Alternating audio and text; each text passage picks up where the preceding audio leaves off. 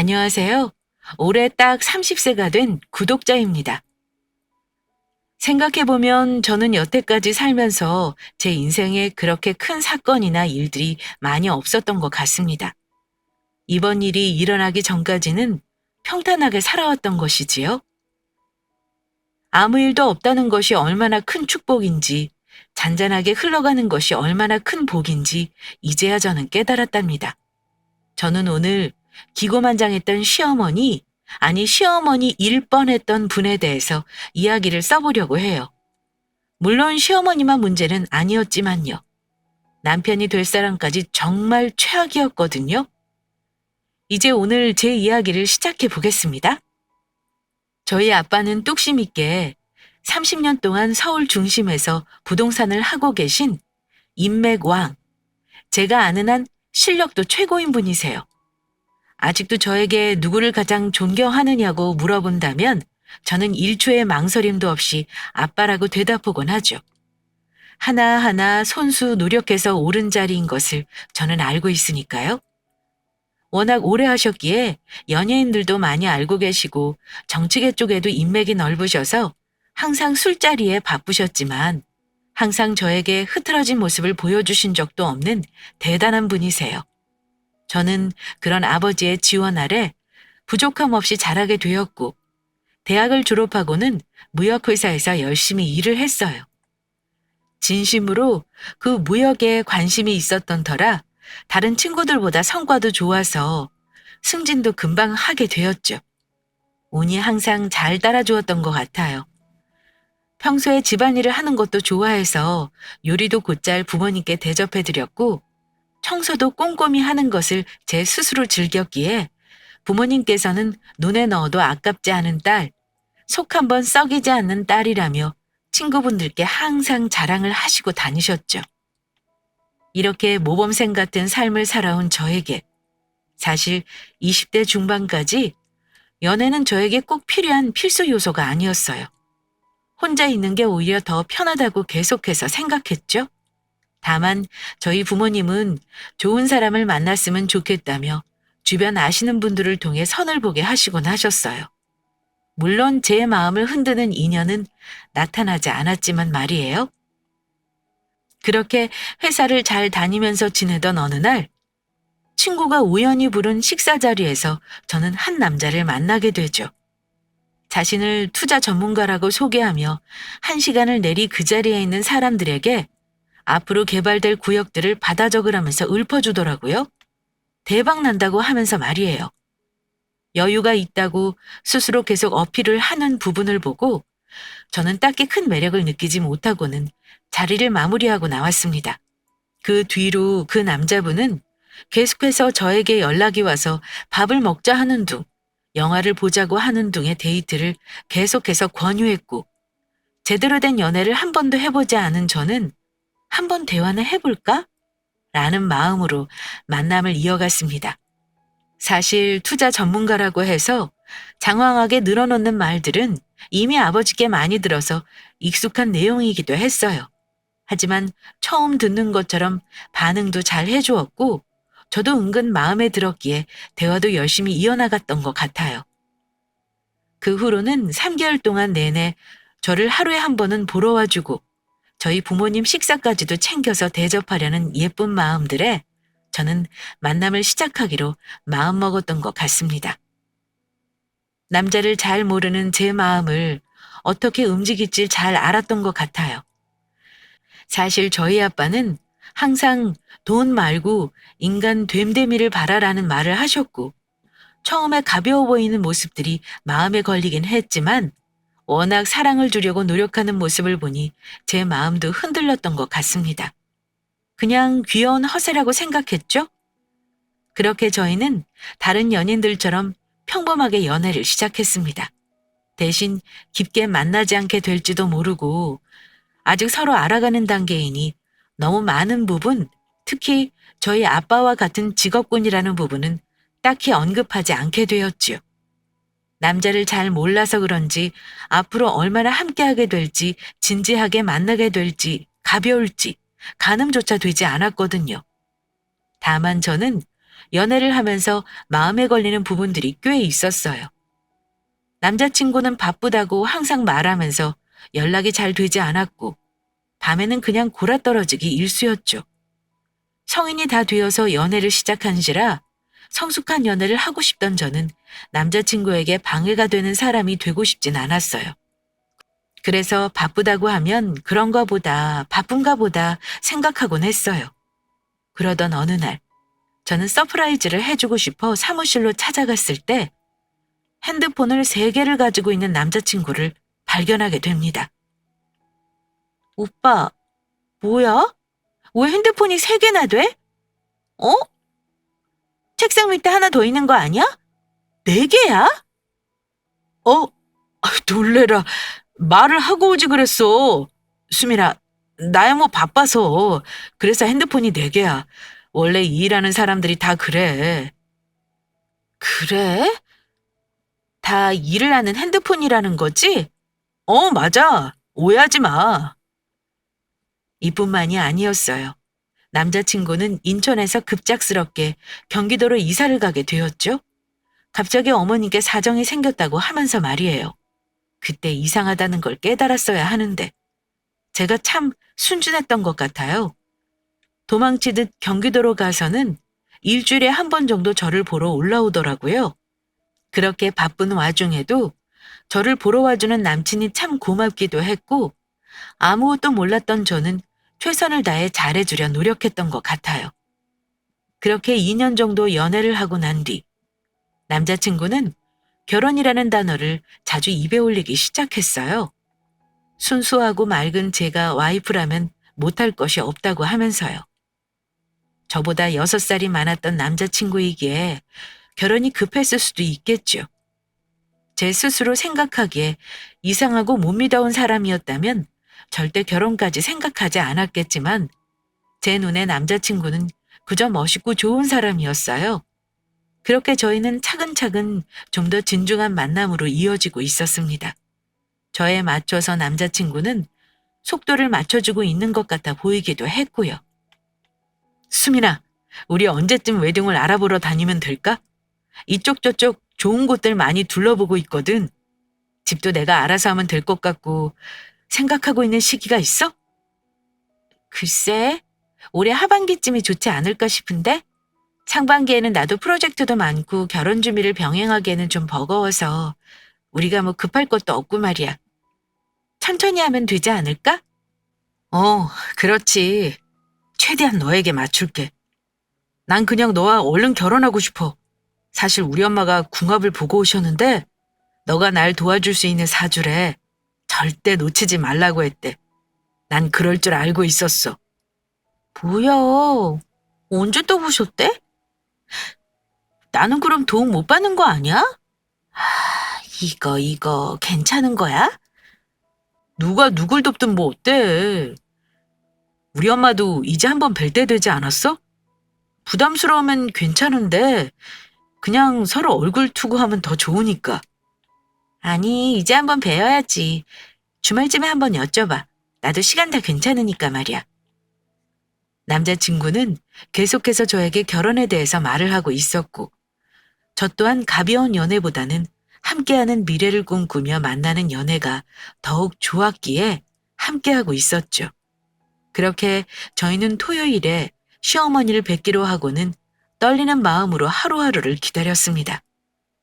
남자친구가 어떤 분인지 아예 말을 하지 않았었기 때문에 절 좋아하실지 아예 예상이 가지 않았어요. 성격이 어떤 분이실지도 모르겠더라고요. 약속이 된 당일, 남자친구 차를 타고 어머님을 모시러 가던 길이었어요. 어머님 집 주변에 있는 맛집도 알아보고 모시고 갈 예쁜 카페도 알아둔 상태였는데 갑자기 전화 주셔서는 어머님께서 만나기 힘들겠다고 하시는 게 아니겠어요? 미안, 엄마가 갑자기 일이 급하게 생기셨대. 내가 대신 사과할게. 어? 갑자기? 무슨 안 좋은 일이 있으시대? 어디 편찮으신 거 아니야? 아니야. 그냥 갑자기 처리해야 할 일이 생기셨대. 미안. 내가 맛있는 거 사줄게. 먹으러 가자. 처음 만남부터 이렇게 날짜를 변동하는 일이 흔치 않아 당황스러웠지만 사정이 급하게 있으시겠거니 하고는 넘어갔어요. 오히려 편찮으신 건 아닌지 걱정스럽기까지 했습니다. 그렇게 그날은 남자친구와 데이트를 했고 잘 마무리를 했어요. 시간이 흘러가며 자연스럽게 언젠간 뵐 수 있게 되겠지라고 생각했던 저와 달리 그 이후 저를 꼭 한번 만나고 싶다고 하신다면서 남자친구는 날짜를 잡으려고 계속해서 노력을 했습니다. 그렇게 남자친구의 주도로 어머님과 또 다시 한번 만나게 될 약속이 생겼고 저는 또 좋은 곳들로 모시고 싶어 열심히 알아보고 약속 자리에 나가게 되죠. 남자친구에게 저는 이번에도 또 취소되는 건 아닌지 10번은 또 물어보았고 절대 아니라는 확답을 듣고 난 뒤에야 저는 안심을 할 수 있었어요. 그렇게 어머님 댁으로 거의 다 도착한 그 순간 남자친구는 어머니께 전화를 드렸고 생각지도 못한 장소로 데리러 오라고 하시는 게 아니겠어요? 그곳은 바로 부동산이었어요. 예비 시어머니를 부동산에서 만나는 경우도 다 있나요? 황당했지만 잠시 일처리를 하고 모시고 가는 거라고 생각해서 차에서 기다리려 했는데 어머님께서 전화를 하셔서는 저보고 굳이 내려서 부동산으로 들어오라고 하시는 겁니다. 들어가고 싶지 않았지만 저를 애타게 계속 부르시니 들어갈 수밖에 없었는데 어떤 일처리를 하고 계신 것도 아니었고 그저 부동산 하시는 지인분과 대화를 나누시고 계시는 중이었더라고요. 아이고, 새 박사장님 며느님 되시는 분이시구나. 얘기 많이 들었어요. 얼마나 좋아. 완전 노났네, 노났어. 아가씨, 여기 건물 보이죠? 카페랑 마사지랑 병원이랑 들어와 있는. 오다가 많이 봤을 텐데. 박사장님 저기 건물 주셔요. 내가 시어머니였으면 나는 완전 얻고 다녔을 건데. 시어머님한테 잘해드려요. 앞으로 무슨 건물이 뚝 떨어질 줄 알아? 손자라도 낳아봐. 아주 다 손자 건물 되는 거야. 아, 네네. 지금 처음 듣는 얘기라서 건물 있으시나 없으시나 잘해드려야죠. 저는 부동산을 운영하시는 어머님 지인분께 어색한 미소를 남기고는 함께 밥을 먹으러 뒤돌아 나왔습니다. 계속해서 밥 먹으며 곱씹어서 생각해보니 어머니께서 일부러 부동산으로 들어오라고 하신 것 같았어요. 본인이 스스로 자랑하기에는 우스울 수 있어서 지인을 통해 저에게 본인이 하고 싶은 말씀을 하신 것 같더라고요. 알고 보니 주변에 보이는 건물 중 하나의 건물 주셨고 그걸 저에게 꼭 알리고 싶어 하시는 것 같았어요. 본인이 건물 주인이 잘하면 건물을 줄 수도 있다. 그러니 받고 싶으면 잘해라. 이것을 말하고 싶으셨던 걸까요? 궁금해하지도 않은 재산을 알려주시려 저를 부동산으로 일부러 들어오라고 하는 모습이 그렇게 좋아 보이진 않더라고요. 그 이후로는 눈치도 따로 안 보시고 저에게 스스럼 없이 말씀을 하시더군요. 밥 먹으러 간 곳에서도 건물 얘기가 계속되는 건 마찬가지였습니다. 아유, 부동산 동생이 추측밖에 그런 걸 다 말하지 뭐냐? 이해해라. 불편하게 하려는 마음은 없었어. 시어머니가 건물 주라고 해서 부담 가질 필요도 없다. 저기 카페 있잖니? 내 건물 1층 카페 말이다. 거기 엄청 커피가 맛있더라고. 먹고 싶으면 언제든지 말하거라.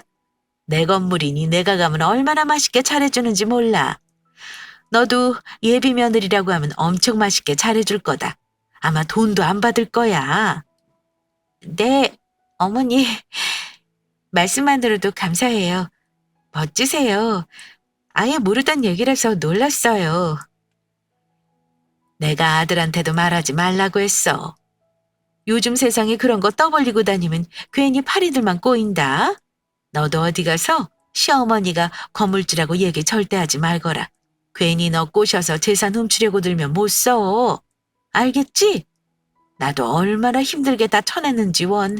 세상이 무서워. 네, 어머님. 제 것도 아닌걸요. 그래도 항상 입조심하겠습니다, 어머님. 그래, 그래. 아주 현명하구나. 어머님께서는 당황스러울 정도로 밥 먹는 시간 내내 건물을 어떻게 얻게 되었는지, 얼마나 열심히 해서 아들을 키웠고 성공까지 하게 되었는지 거의 자서전 수준으로 이야기를 하시더라고요. 그 중에 반 이상은 건물의 시세나 건물의 차익 이야기였고요. 건물주라는 사실에 있어서 굉장히 자부심을 가지고 계신 것 같아 보였습니다. 앞으로 더욱 부자가 될 수 있을 거라고 꿈도 크게 꾸시고 계신 것 같아 보였고요. 차익으로 서울 지역의 건물까지도 생각하고 계셨어요. 물론 건물주인 거 자부심을 가질 수 있을 만한 내용이죠. 다만 처음 만난 예비 며느리 앞에서 이 정도로까지 이야기를 하실 내용인 건지는 아직도 잘 모르겠습니다. 다른 하실 말씀이 많을 것 같았는데 말이죠. 결론적으로는 제 직업도 물어보시지 않으시고 제 부모님에 대해서도 여쭤보시지 않으셨어요. 그냥 일방적으로 건물 자랑만 계속 하신 거죠. 제가 기가 죽어서 남자친구에게 더욱 잘하기를 원했던 건지도요. 그렇게 그날은 첫날이니 소개를 하신 거겠거니 건물이 있으셔서 많이 기분이 좋으신가 보다라고 생각을 하며 마무리를 했는데, 그 이후로는 저에게 계속해서 건물과 관련하여 전화를 주시는 게 아니겠어요? 네, 어머님, 안녕하셨어요. 잘 지내셨어요? 그래, 아주 잘 지냈단다? 별일 없지? 수민이는? 네, 어머니, 저는 항상 똑같죠. 직장인이니. 무슨 일 있으세요? 남자친구한테 안 하시고 저한테 전화하셔서 놀라서요. 무슨 일 있으신가 하고요. 이제 뭐 한가족 될 사이인데 그럴 수 있지. 수민아, 혹시 몸이 뻐근하거나 하지 않니? 직장인이면 책상에도 오래 앉아 있어야 되고 하잖니. 네? 네, 뭐 그렇죠. 9시간은 책상에 앉아 있으니까요. 요새 1년 지나갈수록 몸이 더 땡기는 것 같긴 하더라고요. 그렇지? 그럼 오늘 우리 건물로 와라. 예약해 줄게. 오늘 우리 건물 4층에 그 타이 마사지 있지? 거기 사장님이 그렇게 해주겠다고 해서 다녀왔는데 엄청 좋더라고. 오늘 수민이도 해주고 싶어서 연락했어. 건물 있으면 이런 게 좋다. 다 좋게 해주려고 하잖아. 아, 어머님, 저 타이 마사지 그런 거 한 번도 안 해봐서 괜찮을 것 같아요. 말씀만으로도 감사합니다. 다음번에 카페나 한번 꼭 들리겠습니다. 어머님, 오늘 잘하고 오셨으면 다행이네요. 그날은 타이 마사지가 그렇게 좋다면서 굳이 어머님 건물로 와서 마사지를 받으라고 하시는 게 아니겠어요? 저는 마사지 자체를 즐겨하지 않고 누가 제 몸을 터치하는 것도 좋아하지 않은지라 괜찮다고 말씀드렸죠.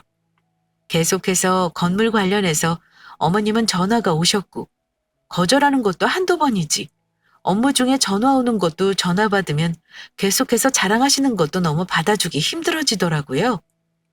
그렇게 견디다 저는 남자친구한테 어머님이 전화 오는 것에 대해서 말을 하게 되었는데, 남자친구는 별거 아닌 것처럼 여기는 게 아니겠어요? 불편하고 힘든 제 마음을 공감 못 해주는 것 같았어요. 입장 바꿔서 같은 입장이면 본인은 안 불편한지 궁금해지기도 했고요. 수민아, 그냥 들어보니 엄마가 뭐 이것저것 해주고 싶어서 그러시는 것 같은데 뭐 어때? 정말 엄마 말대로 거기 카페 가서 커피도 마시고 마사지도 받고 그러면 되는 거지. 많이 불편했어? 난 좀 불편하더라고. 물론 나 예뻐해 주시고 신경 써주는 건 좋지. 근데 처음에 부동산에 들은 말도 그렇고 우리 밥 먹으러 가서 계속 건물 얘기밖에 못 들었잖아. 그들이 일주일에 4번, 5번은 연락 주셔서 건물 얘기를 자꾸 하시는데 내가 어떻게 편할 수가 있겠어. 의도는 좋을 수 있는데 내가 자꾸 일하는데 전화 주시면 집중력이 흐트러지고 회의 때도 자꾸 눈치가 보여. 말씀 좀 잘 드려줘. 부탁할게. 너가 불편하다면 그래 알았어. 오늘 엄마한테 말할게. 그냥 건물 주시고 여유가 있으시니 널 좀 도와주고 싶으셨나 봐. 이해해. 솔직히 오랫동안 부동산 사업하신 아빠 밑에서 자라서 그런지 건물주분들도 많이 배웠었고 아빠 친구분들도 다 건물 투자에 밝으신 분들이었는데 어머님처럼 계속 집착하며 말씀하신 분은 안 계셨어요. 그래서 제가 조금 더 당황스러워했던 부분도 있는 것 같아요. 남자친구에게 말해서 전화는 그 뒤로 자주 오진 않았지만 건물 한 개로 계속해서 저에게 말씀하시는 시어머니를 감당할 자신은 점점 없어지더라고요. 슬슬 이런저런 걱정이 들더니 그렇게 저는 남자친구에게도 애정이 떨어지기 시작했어요. 앞으로 시어머니와 저 사이에 무슨 일이 있던지 오롯이 절 이해해주면서 제 편은 해줄 수 없겠구나라는 생각이 들었거든요. 저는 친구들과도 얘기를 나눠보았지만 아무런 답이 나오지 않았고 이렇게 끙끙 앓을 바에는 아빠께 한번 여쭤보기로 했어요. 애정이 떨어지고 있어 결혼까지는 힘들다는 것을 스스로는 이미 알고 있었고 어머님이 그렇게 말씀하시는 그 건물이 정말 시세 차익이 엄청난지 그렇게 대단한 건물인지 저는 정말 순수하게 궁금해지기 시작했어요. 얼마나 비싼 건물이길래 계속 말씀하시나 싶기도 했고요. 아빠, 혹시 안 바쁘시면 여기 좀 알아봐 주세요. 제가 저번에 말씀드렸던 동네 1층 카페 크게 있는 4층짜리 건물 있죠? 앞에 주차장도 있고 꽤 큰 그 건물 들어보셨어요? 아마 아실 것 같은데. 주변 분들이라도 알고 계시지 않을까요? 글쎄, 나도 한번 찾아봐야겠는데. 왜? 너가 무슨 건물 얘기를 듣고 싶어 해? 뭐 들은 얘기 있는 거야? 이런 쪽에 아예 관심도 없었잖니? 아니요, 그런 건 아닌데 제가 만나는 남자친구 있잖아요. 그때 대충 한번 말씀드린. 한번 어머님을 만나게 되었는데 그 건물 건물주라고 하시더라고요. 계속 시세 차익이 어떻고 말씀하시고 전화 주셔서 계속 자랑을 하시길래 재산이 많으신 것 같아서요. 그냥 궁금해서 여쭤봐요. 그래? 그 동네에 좀 여유 있는 분이 건물 매입한 경우는 없는데 한번 알아보마. 근데 너 앞에서 그렇게 자랑을 많이 하시지? 어떻게 말씀하시는데? 네, 뭐 좋게 말해서 자랑이지. 계속해서 전화 주셔서는 건물에 대해서 계속 뭐라고 하시고 건물 있으면 그렇게 좋다면서 계속 말씀하시네요. 건물 없으면 서러워서 살겠어요? 건물 없는 사람은 그 집으로 시집도 못 갈걸요? 귀에 딱지가 앉았어요. 어찌나 많이 들었는지. 자랑도 정도가 넘어서면 못 쓰지. 거긴 결혼하고 싶어 하고? 네, 남자친구가 무슨 상견례를 잡느니 많이 하는데 사실 아직 잘 모르겠어요. 그때 무슨 투자하는 친구라고 하지 않았나? 그러면 내가 알 텐데. 이름이 뭐야? 사진이랑 이름이랑 카톡으로 다 보내드릴게요. 아마도 아실 수도 있어요. 그래? 우선 그 건물부터 쭉 알아보마. 얼른 집으로 들어가렴. 네, 아빠 감사해요. 무슨 얘기 나오면 연락 주세요. 저는 정말 단순한 궁금증으로 아빠에게 시어머니의 건물에 대해서 물어보게 되었고 아빠도 흔쾌히 알겠다고 하시고는 알아보시는 것 같더라고요. 제가 자취를 하고 있어서 집에 자주 들러 이야기를 들을 순 없었지만 아빠가 알아서 찾아보고 계시겠거니 생각했습니다. 그 후로는 저도 일이 많이 바빠졌고 남자친구도 바빠지는 통에 연락이나 만남을 자주 할 수 없었고 저는 자연스럽게 혼자 생각하는 시간이 많아졌어요. 처음 연애하게 된 그 남자, 그 남자와 내가 결혼하는 게 맞는 건지, 여유가 있다며 만날 때마다 건물 이야기를 하시는 시댁에 며느리로 들어가는 게 맞는 건지 계속해서 저는 고민했죠. 남자친구를 많이 사랑했지만 이 사람과 365일을 내가 살아온 것보다 더 많은 세월을 함께 보내야 한다고 생각하니 확신을 가지기 점점 힘들어졌어요. 모든 것을 그냥 선택하는 법 없이 한참을 고민하고 선택하는 게 제 성격이기도 했고요.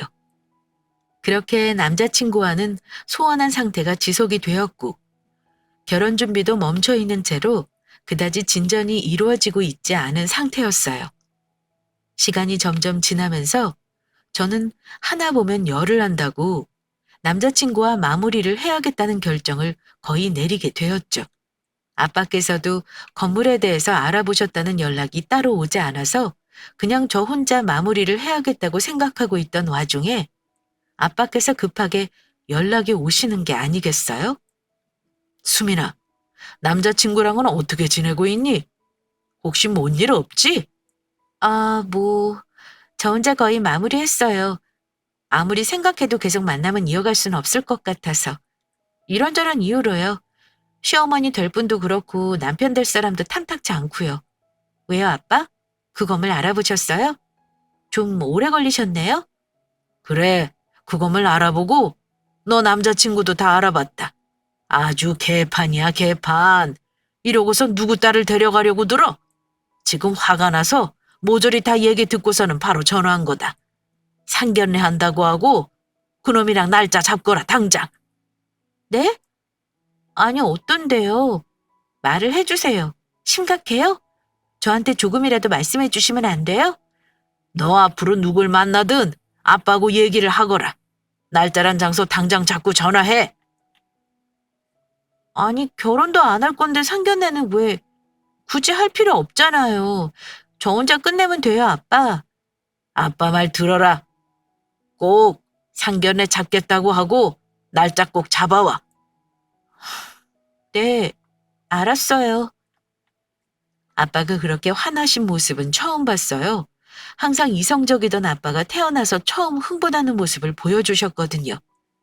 아무런 얘기도 듣지 못해서 뭐가 개판이라는 건지, 건물이 어떻다는 건지 말을 아예 듣지는 못했지만 이번은 꼭 아빠 말을 들어야 한다는 생각이 들었습니다. 그냥 제 감이 그렇게 말해주고 있었어요. 그래서 아빠가 하라는 대로 저는 남자친구한테 우선 상견례 날짜를 잡는 게 좋겠다고 말을 했죠. 아빠가 서로 부모님들끼리 만나 뵙고 차근차근 진행하고 싶다고 하셨다고요. 남자친구는 듣자마자 너무 좋아하는 게 아니겠어요? 이제서야 뭔가 결혼 준비가 착착 되어가는 것 같다며 한박 웃음을 짓고는 그 자리에서 어머님께 전화를 하더라고요. 어머님도 알겠다고 하셨는지 바로 전화를 끊더군요. 앞으로 내가 너 여유 있게 살게 해줄게. 나 또래보다 능력 있는 거 알지? 투자 전문가 이름도 달고 나 인맥도 넓어. 앞으로 나 크게 될 사람이야. 엄마 건물도 있고 이 정도면 시집 제대로 오는 거야. 알지? 아, 건물 얘기 좀 그만해. 능력 있는 것도 내가 오빠 통장 들여다본 것도 아니고 잘 모르는데 뭐. 돈은 있다가도 없는 거 아니겠어? 결혼해서 계속 돈이 넘쳐 있을지 어떻게 알아? 없을 때도 서로 사랑으로 이겨낼 수 있느냐가 가장 중요한 거지. 아니, 그럴 일 없다고 아예. 지금 자신 있게 얘기할 수 있다고. 사랑으로 이겨낼 일이 아예 없어, 수민아. 끝까지 그놈의 엄마 건물 얘기는 마지막까지 질려버리더라고요. 그리고선 이 정도면 시집 제대로 오는 거라는 말들도 하기 시작하니 점점 사람을 무시한다는 느낌도 들게 했어요. 이 남자 뭘 믿고 이러는 걸까요? 제가 무슨 취집이라도 한다는 건지 30년 동안 같은 직업군에서 일한 우리 아빠를 만나면 어떻게 될까요? 점점 궁금해져 갔고 저는 아빠가 무슨 생각을 하고 계신지도 궁금해져 갔어요. 그렇게 저 말고 남자친구와 저희 아빠가 고대하던 상견례 날이 오게 되었고 저희 아빠는 엄마를 집에 놔둔 채로 혼자 참석을 하셨더라고요. 아빠가 엄마를 평소 엄청 아끼시는데 이런 모습을 보이고 싶진 않으시구나. 아예 만나게 하시지도 않을 예정이구나 하는 생각이 들었어요. 아빠께서는 엄마가 급작스럽게 코로나가 걸렸다고 하는 핑계를 대셨고 시어머니도 별다른 의심 없이 넘어가는 것 같았습니다. 그렇게 상견례는 집은 어디로 할지, 혼수는 어떻게 할지, 예단은 생략할지 말지 이런 평범한 얘기들로 잘 진행되는가 싶더니 시어머니께서 그새를 또 못 참고 또 건물 이야기를 하시더라고요. 아유, 수민이는 걱정할 거 하나도 없습니다. 조금 집안 자체가 재산 차이가 좀 나지만 시어머니한테 잘하도록 제가 교육시키면 되죠. 오는 게 있으면 가는 게 있는 거니까요. 저는 건물이나 나중에 좀 주면 되고 얼마나 좋겠어요? 저 나이에 건물이는 젊은이들이 얼마나 된다고. 저기요. 저희 딸이 왜 시어머니한테 잘하는 교육을 받아야 됩니까? 그 건물 받으려고 잘해야 합니까? 우리 딸 초중고 대학까지 모든 교육 다 받고 회사도 잘 다니고 있는데요. 그리고 뭐요? 집안 재산 차이요? 수민이가 저한테 잘하면 건물 줄 수도 있다는 말이었는데 불편하셨어요? 다 수민이를 위한 말이었는데 요즘 건물이 있고 없고가 얼마나 차이가 나는데요. 사실 차이가 나는 건 맞잖아요. 저도 수민이를 며느리로 들여야 하는지 저 스스로도 고민이 많았다고요. 참, 이 서류는 한번 보시고 얘기하시죠. 전체가 다 은행 대출이에요. 건물 얼마 하지도 않는 거. 당신 돈으로 산 거 아니지 않습니까? 또 알아보니까 뭐요? 건물의 3분의 2가 공실이던데 이자는 내실 수 있습니까?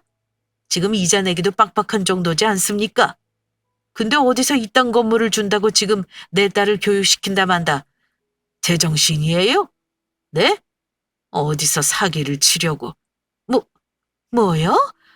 그런 것도 어디서, 대출이어도 제 명의 건물인데요, 뭐요? 당신은 뭐 이런 거라도 있어? 자그만 사업이나 하는 주제. 이런 건물을 꿈꿔보기나 했냐고. 지나가면서 커피나 마실 줄 알지. 이 건물을 살 생각을 했냐고. 그냥 지금처럼 어디 사무실에나 앉아서 멍이나 때리고 살아. 알았어? 다 참, 웃기지도 않아서.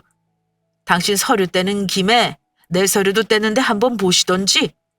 내 재산이 얼마고 얼마짜리 땅이 있는지. 그리고 자그마한 사업. 내가 지금 30년 동안 한 곳에서 부동산을 해왔는데 그건 몰랐지? 어디서 번데기 앞서 주름을 잡아 감히. 내가 아는 사람들이 얼만데. 정계, 법조계 다 있어. 당신 걸려도 한참 잘못 걸렸어. 알아? 알고 보니 어머님이 그렇게 자랑하면서 가지고 계시던 건물은 대출을 모두 땡겨서 산 건물이었고 이자 내기도 힘든 상태의 건물이었어요. 아빠는 이 사실을 알고는 말도 안 된다고 하시며 노발대발 하신 거였죠. 그리고 저는 평소에 아빠의 재력에 아예 관심이 없어서 몰랐던 사실을 오늘 알게 되었어요. 서류를 살펴보니 아버지는 100억대 땅이 있으신 거였죠. 저도 입이 떡 벌어졌어요. 저도 아예 모르던 땅이었거든요. 그리고는 아빠는 계속해서 충격적인 말들을 이어가기 시작하셨어요. 제 남자친구에 관한 이야기였죠. 그리고 너 이 자식, 제정신이야? 어디서 사기를 치고 다녀 지금? 너 잡고 싶어 하는 사람들이 얼마나 많은 줄 알아? 너 인천에서 갑자기 잠수 탔다며? 그리고서 경기도에서도 사기치고 다니는 거야? 세상 무섭지도 않아? 어린 놈이 정신을 제대로 차리고 살아도 힘든 세상에 지금 이런 도둑놈 사기꾼이 내 딸이랑 결혼한다고 상견례에 찾아와? 투자 전문가는 무슨 투자 전문가? 너 기본은 알기나 하니? 참나, 너 같은 것들 때문에 다른 사람들은 피눈물이 났어 지금. 한심한 것들. 정말 충격적이었어요. 여태까지 투자 전문가라고 하면서 자신이 가난하게 자라와서 다른 사람들의 재산을 늘리는 것을 도와주는 게 꿈이라고 말하던 야무진 남자친구가 사기꾼이라니요. 인천에서 사기를 치고 도망가서 경기도에서 잠적하고는 슬쩍슬쩍 저와 만나고 있는 거였어요. 전 정말 상상도 못했던 전개였죠. 자세히 더 들어보니 사기꾼도 그런 사기꾼이 없었어요. 제가 몰래 사무실이라고 알고 찾아간 곳은 그냥 알던 형의 사무실이더라고요. 거기서 그냥 탱자탱자 놀면서 만화책이나 보고 있었고요. 정말 이게 말이 되나요? 저 정말 사기 결혼 당할 뻔했던 거였어요. 아빠는 옆에서 더 화가 나서 난리가 나셨고 시어머니와 남자친구는 모든 게 들켰다는 듯이 얼굴이 벌개지더니 눈알만 굴리고 있더군요. 왜?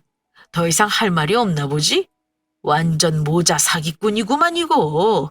연애 한 번도 안 해본 여자애 데려다가 얼마나 건물이랑 돈 핑계대면서 부려먹으려고 했던 건지 내가 그 꼴을 두고 못 보지. 어?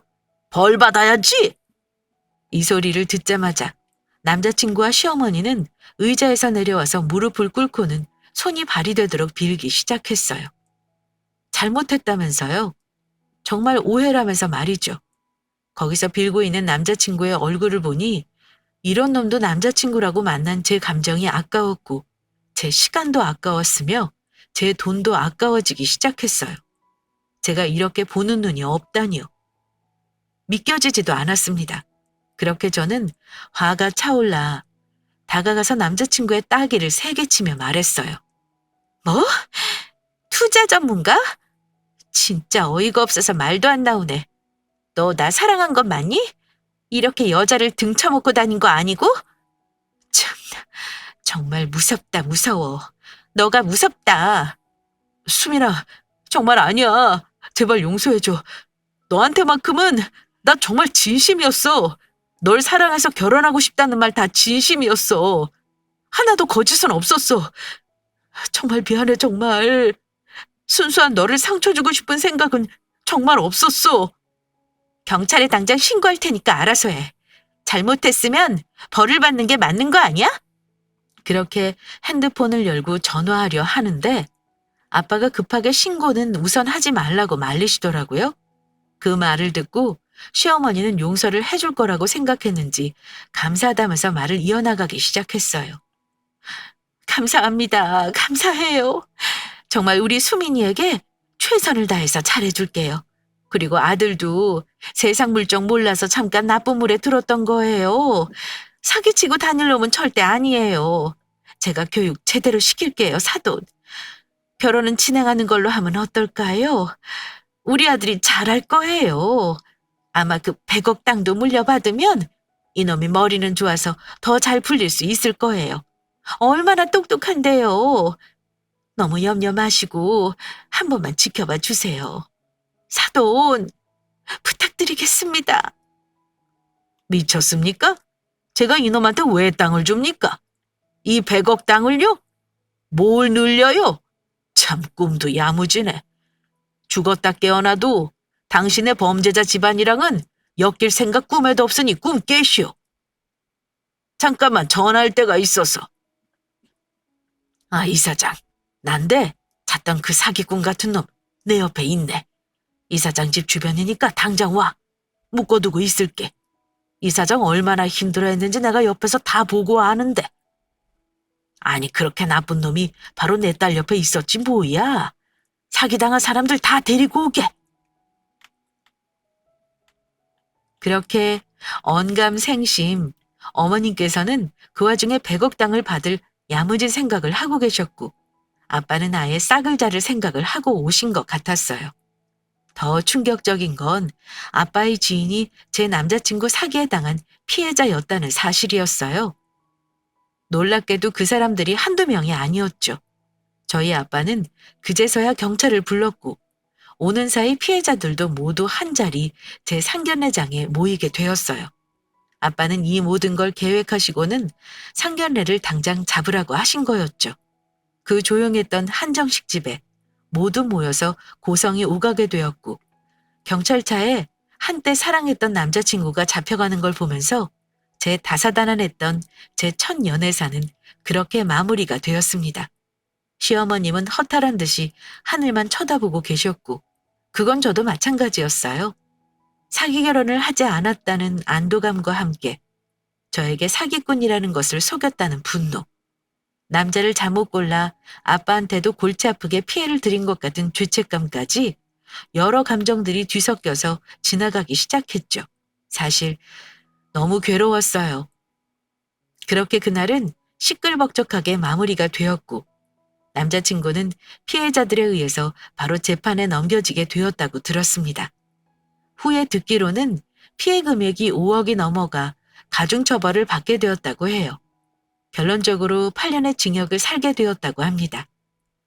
그동안 피해자들이 겪은 슬픔에 비하면 아무것도 아닌 처벌 같지만 그래도 잘못한 사람이 벌을 받게 된 것에 대해서는 다행이라고 생각했어요. 시어머니 또한 어떻게 됐는지는 감감무소식이지만 건물도 이자를 내지 못하여 다른 사람한테 넘어갔다고 합니다. 그렇게 자랑하던 건물이 넘어갔으니 어떻게 사시고 계실까요?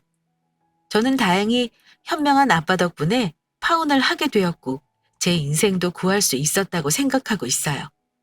결혼하면 어땠을지 정말 상상만 해도 소름 끼치고 끔찍합니다.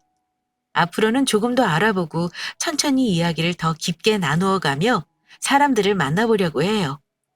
세상 정말 무서운 곳이더군요. 알면 알수록 모르겠는 것이 이 인생인 것 같아요. 제 인생이 더욱 행복해질 남자친구를 만나게 되길 기도하면서 이만 줄이겠습니다. 곧 봄이 다가올 것 같아요. 따뜻한 봄에 좋은 일만 있으셨으면 좋겠어요. 지금까지 사연 들어주셔서 정말 감사합니다.